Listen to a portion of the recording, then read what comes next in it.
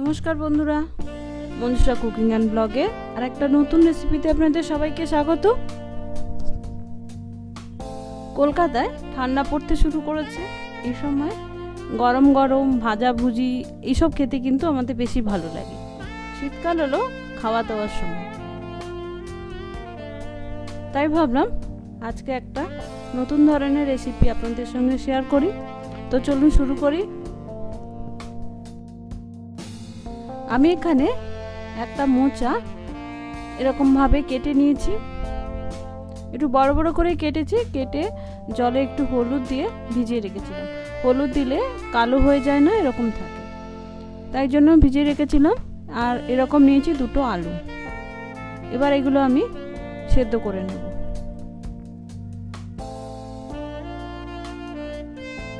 Pressure কুকারে কিছুটা জল দিয়েছি, দিয়ে দুটো আলু দিয়ে দিলাম। এবার যে মোচাটা কেটে রেখেছিলাম সেটা দিয়ে দিচ্ছি।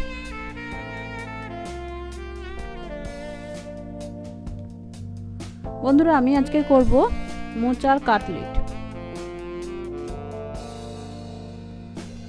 এবার দিয়ে দিলাম নুন।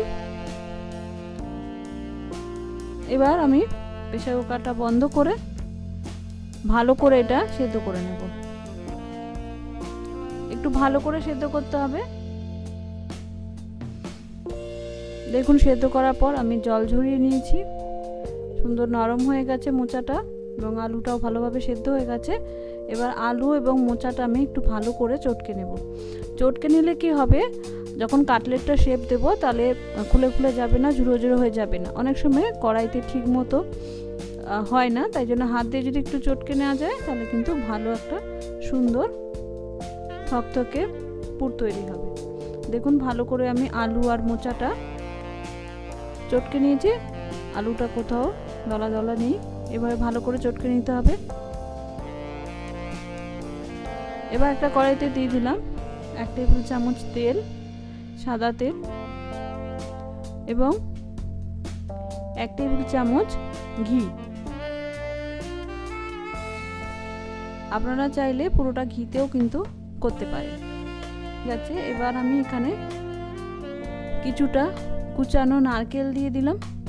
আপনারা যদি নারকেল না দিতে চান তাহলে একটু চীনাবাদাম ভেজে সেটা দিতে পারেন, একটু হাফ গুঁড়ো করে বা ছাড়িয়ে নিয়ে।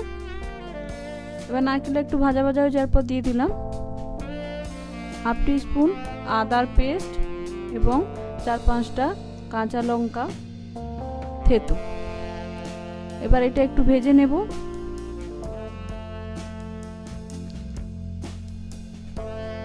ঝালটা আপনাদের পরিমাণ মতো দেবেন, স্বাদ মতো। এবার যে মোচাটা আমি মেখে রেখেছিলাম সেটা দিয়ে দিলাম।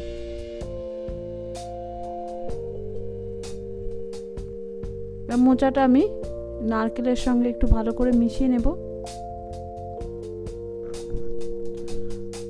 দেখুন, মিশিয়ে নিয়েছি। এবার এতে আমি কিছু মশলা দিয়ে দেব। প্রথমে দিয়ে দিলাম স্বাদ মতো নুন। আমি সেদ্ধ করার সময় একটু নুন দিয়েছি, তাই নুনটা কিন্তু একটু বুঝে দিতে হবে। 1/2 টিস্পুন চিনি। চিনিটা কিন্তু অবশ্যই দেবেন, একটু মিষ্টি মিষ্টি না হলে কিন্তু ভালো লাগবে না চপটা খেতে।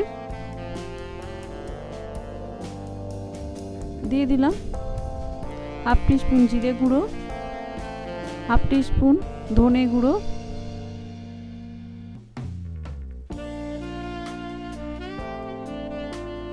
সামান্য রেড চিলি পাউডার কালারের জন্য,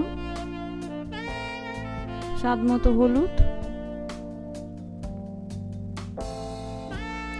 এবার এগুলো আমি ভালো করে মিশিয়ে নিয়ে ডোটা ভালো করে শুকিয়ে নেব। এটা কিন্তু বারবার একটু নাড়তে হবে। দেখুন, নেড়ে নেড়ে আমি অনেকটাই শুকিয়ে নিয়েছি। এবার দিয়ে দিলাম ভাজা মশলা। 1 টিস্পুনের মতো ভাজা মশলা দিলাম। এই ভাজা মশলাটা কিন্তু এর পুরটা সুন্দর স্বাদটা বাড়াবে, তাই ভাজা মশলাটা কিন্তু অবশ্যই দিন। এবার ভাজা মশলাটা আমি ভালো করে মিশিয়ে নিলাম। দেখুন, কড়াই থেকে ছেড়ে আসছে, কিন্তু এটা কিন্তু হয়নি, কারণ এই ডোটা নরম আছে, এটা কিন্তু শেপ দেওয়া যাবে না। তাই জন্য আমি কিছুটা ব্রেড স্ক্যাম দিয়ে দিচ্ছি। আপনারা চাইলে বিস্কুটের গুঁড়ো দিতে পারেন।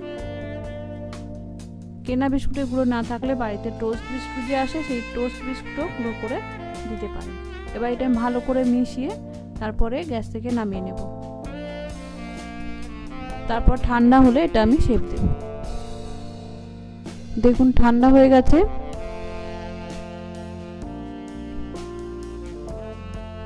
এবার আমি হাতে এরকম প্রথমে একটু গোল করে নেব, তারপর এরকম চেপে কাটলেটের যেরকম শেপ হয় আমি এরকম শেপ করে নেব। তো ঠিকঠাক শেপটা দেওয়ার জন্য আমি একটা থালায় কিছুটা বেড স্ক্যাম নিয়েছি, দিয়ে ছিটিয়ে তারপরে এটা একটু কাটলেটের শেপ দিয়ে নেব, তাহলে ভাঙবে না, সুন্দর কিন্তু শেপ আসবে। দেখুন সুন্দর কাটলেটের শেপ এসছে। এভাবে আমি সবকটা করে নেব। দেখুন কাটলেটের শেপে কিছু করেছি, কিছু গোল গোল করেছি। আপনাদের যেরকম পছন্দ সেরকমই করে নিতে পারেন। টেস্টের ক্ষেত্রে কিন্তু শেপ কোনো ব্যাপার না, টেস্ট একই হবে। এবার আমি এগুলো ভেজে নেব। ভাজার জন্য প্রথমে আমি একটা কড়াইতে কিছুটা তেল গরম করতে বসিয়ে দিয়েছি। বেশ কিছুটা রিফাইন অয়েল কিন্তু লাগবে। তেলটা গরম হতে হতে আমি এখানে 3টে ডিম ভালোভাবে ফেটিয়ে নিয়েছি, একটু নুন আর গোলমরিচ দিয়ে নিয়েছি কাটলেটগুলো, আর একটা থালায় নিয়েছি বেড স্ক্যাম। এখানে 2টো হাত ব্যবহার করতে হবে যদি একা করেন, আর 2জন করলে এভাবে প্রথমে ব্যাটারে ডুবিয়ে নেবেন। প্রথমে ডিমের ব্যাটারে ডুবিয়ে নেব, তারপরে এভাবে আরেক হাত দিয়ে বেড স্ক্যামে এটা ভালো করে একটু মাখিয়ে নেব।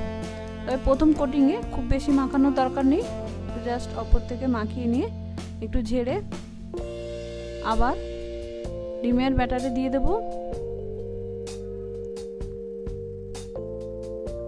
ডিমের ব্যাটারটা ভালো করে মাখিয়ে আবার আমি বেড স্ক্যামে দিয়ে দেবো। এবার ভালো করে একটু কোটিংটা করে নিতে হবে, নাহলে কিন্তু তেলে দেওয়ার সঙ্গে সঙ্গে ছিঁড়ে যেতে পারে, ভেঙে যেতে পারে। ভালো করে একটু বেড স্ক্যামটা আমি দিয়ে নেব। এতে কিন্তু খেতেও কিন্তু খুব সুন্দর মুচমুচে হয়। দেখুন এইভাবে আমি করে নিচ্ছি।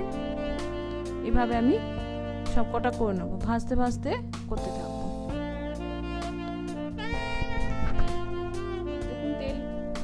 দেখুন তেলটা গরম হয়ে গেছে। এবার আমি এতে কাটলেটটা দিয়ে দিই, দিয়ে উপর দিয়ে একটু তেল দিয়ে দিচ্ছি হাতা দিয়ে।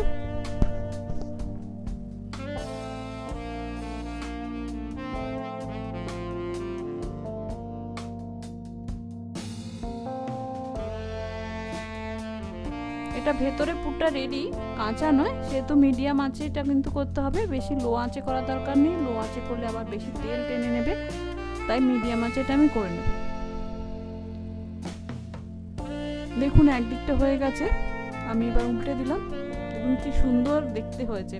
এটা উপর থেকে দেখলে কেউ বলতেই পারবে না যে এটা মোচার কাটলেট, এটা লোকে ভাববে আপনি বোধহয় ফিশ কাটলেট করছেন। দেখুন কি সুন্দর কালার এসছে, দুদিকে গোল্ডেন ব্রাউন কালার। এবার এটা আমি তেল থেকে নামিয়ে নেব।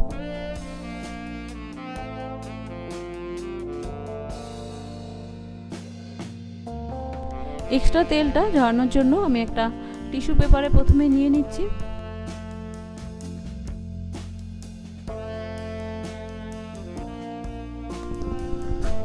তো বন্ধুরা দেখুন আমি কাটলেটগুলো ভেজে নিয়েছি, 2টো শেপেরই ভেজেছি। কি সুন্দর দেখতে হয়েছে। এই গরম গরম কাটলেট চা কফির সঙ্গে কিন্তু দারুণ লাগবে। এখানে একটু পেঁয়াজ আর একটু কাসুন্দি দিয়ে সার্ভ করেছি, এতেও কিন্তু দারুণ। তো বাড়িতে অতিথি হলে আগে থেকে যদি একটু রেডি করে রাখেন তাহলে কিন্তু করতে খুব বেশি সময় লাগবে না। গরম গরম যে কোনো সময় কিন্তু এটা খেতে ভালো লাগবে।